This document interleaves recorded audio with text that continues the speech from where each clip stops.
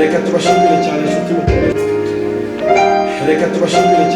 mukomeje kugenda mukurikira gahunda zacu kuri Mass for All Ministry, aho tuba turamya Imana nyine ndetse tunayihimbaza. Turi hano rero nka Mass for All Ministry, ariko kandi nabwo tubibutse ko abakunzi baduhumurizanye TV iki kiganiro nyine cyangwa se i worship session naho muzayihabona. Yes, turibaza rero ni bande turi kumwe ko tugomba kugendana twese tuziranye muri aka kanya. Turi kumwe n'abaramyi nekereza ko basengera mu matorero agiye atandukanye niba ntibeshye. Rero aka ni akanya ko kugira ngo tubanze tubibwire mumenye abantu muri kumwe nabo, maze dukomeze turyoherwe n'indirimbo zitandukanye zo kuramya Imana no kwihimbaza. Duhereye kuri mujene hano turatangira kwibwira abadukurikira. Nitwa Dore, sengera muri Alpha. Nitwa natwe, sengera gospel. Nitwa bakoze Sandra, sengera muri igisirimba. Nitwa Muhumure Bonfils, sengera muri Gospel Church. Nitwa Anita Mukundwa, nsengera muri Gospel Church.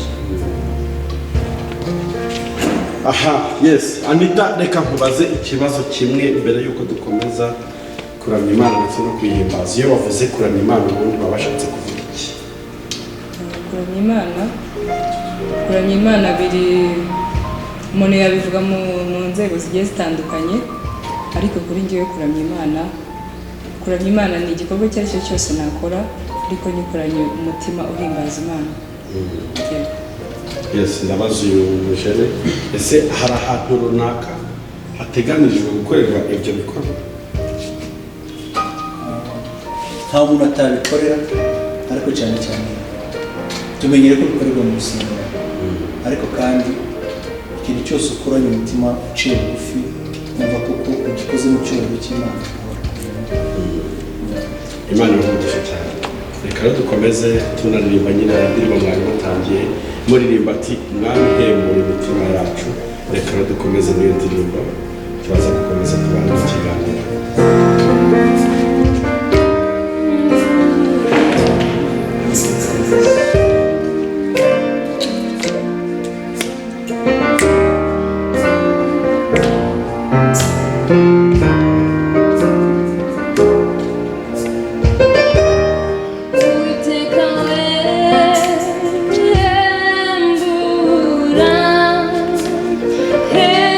Hembura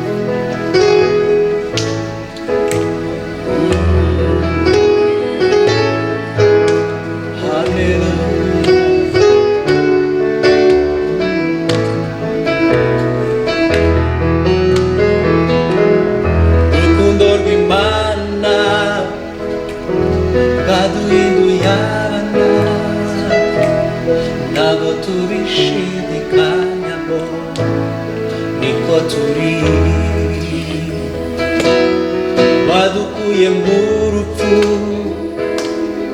uduha ubugingo ntabwo tuzasubira inyuma ngo tutibagirwe rukundo rw'Imana waduhinduye abana ntabwo tubishidikanyaho niko turi wadukuye mu rupfu uduha ubugingo ntabwo tuzasubira inyuma ngo tutibagirwe urukundo rw'Imana waduhinduye abana ntabwo tubishidikanyaho niko turi wadukuye mu rupfu uduha ubugingo ntabwo tuzasubira inyuma ngo tutibagirwe cyubahiro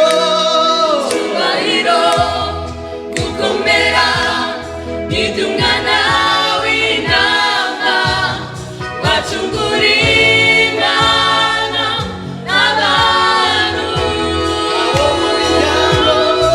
abo mu miryango yose n'indimi zose uzana Yesu niwe mwami cyubahiro gukomera n'iby'umwana w'intama wacunguriye Imana abantu abo mu miryango imiryango yose n'indimi zose uzana Yesu niwe mwami cyubahiro komera n'iby'umwana w'intama wacunguriye Imana n'abantu abo mu miryango yose n'indimi zose uzana Yesu niwe mwami uzana Yesu niwe mwami uzana Yesu niwe mwami Hosanna Yesu niwe mwami cyubahiro gukomera n'iby'umwana w'intama wacunguriye Imana n'abantu abo mu miryango yose n'indimi zose uzana Yesu niwe mwami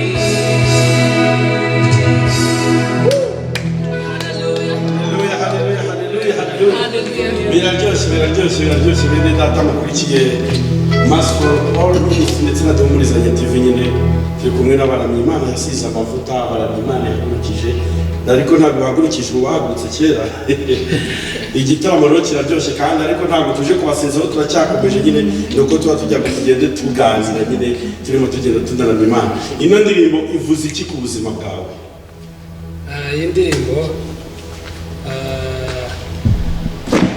iravuga ku gukomera kw'Imana mu buryo butandukanye yagiye ikora mu buzima bw'umuntu hari ibyo Imana yagiye idukorera twebwe twese ariko nanjye hari ibyo yagiye inkorera iravuga amashimwe yo gukomera kw'Imana muri twe turakoze Imana igombagisha cyane ni nk'ibiki ubona bibiri biranga umuntu uvuga ko aramya Imana ibyo mbona bibiri bishobora kuranga umuntu uramya Imana icya mbere nkeka ko ari uguca bugufi iyo ufite umutima uciye bugufi umutima w'Imana ugomba guca bugufi icyo ni ikintu cya mbere ikindi cya kabiri kiranga umuntu uramya Imana ni ukunezerwa. Ntabwo ushobora kuramya Imana utanezerwa. Banga ikiranga umuntu uramya Imana ni ukunezerwa. Ikindi cya kabiri ni umutima uciye bugufi uturije imbere y'Imana. Murakoze. Imana igumugisha cyane. Ni rero somo wigira ku muririmbyi bita Dawidi. Dawidi? Yes. Umuririmbyi witwa Dawidi? Yego. Yigiraho ibintu byinshi cyane nyine yakoreye Imana. Nyine benshi turabizi byagwa mu ijambo ry'Imana. Yigiraho nyine ibintu byinshi cyane. Ndashakamo kimwe. Ikintu kimwe mwigiraho nuko yatambiraga Imana. Tamba nyine turi. Atandukanye nawe se. Oya tamba sibyo se. Tambira Imana. Bashiremo igisirimba. Shiramo. Kudutinza we. Pianist twagiye rwose avuze ko amwigira wo gutambira Imana. Abari gutamba. Ntaje udutamba.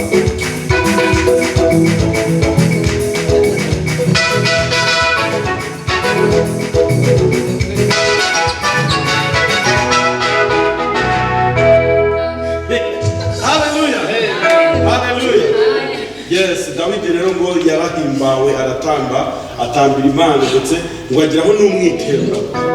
Umwitero buragwa umugore waraza cyane aramuseka ariko Dawidi byarasobanukiwe icyo yari gukora. Buri muntu wese yabyinira Imana yatambira Imana abafite ibintu ari kwibuka Imana yakoze ku buzima bwe.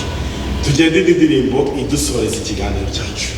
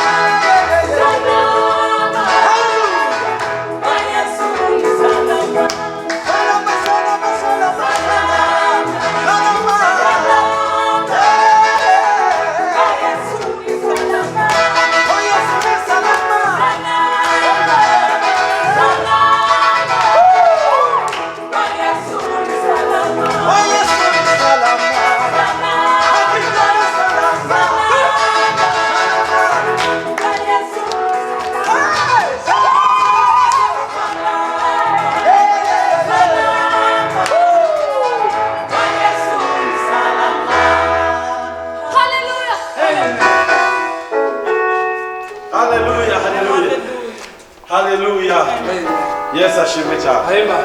Aranga karyoshye ntabwo gahora mu itama. Ntabwo byoroshye rwose. Kwa Yesu ibintu byose aba ari salama. Reka rero tubashimire cyane mwe mwese mwari mukurikiye nyine kino kiganiro aho twarimo tubana n'abaramyi batandukanye, ariko kandi ibi ni ibihe byiza ntabwo birangiye ahubwo biratangiye. Tuzajya dukunda kubana nabo mu biganiro byinshi bitandukanye hano kuri iyi televiziyo, turamya Imana ndetse tunayihimbaza, kuko ijambo ry'Imana riravuga ngo twaremeye kuramya Imana ndetse no kuyihimbaza. Iyo tubikora tuba dukora neza inshingano zacu. Umuririmbyi naririmbye ngo gukora umukoro utari wanjye bingana no gutsindwa. Ubwo rero iyo dukora ibi ngibi tuba turi gukora umukoro wacu neza ku Mana. Reka rero dusabe pianiste adushyiremo agasirimba nko mu minota 2 nyine dutambira Imana dusoza ikiganiro cyacu. Nawe aho wicaye kuri televiziyo yawe, kuri screen yawe, uhaguruke rwose ufatikanye natwe kuzamura icyubahiro cy'Imana mu izina rya Yesu. Come on.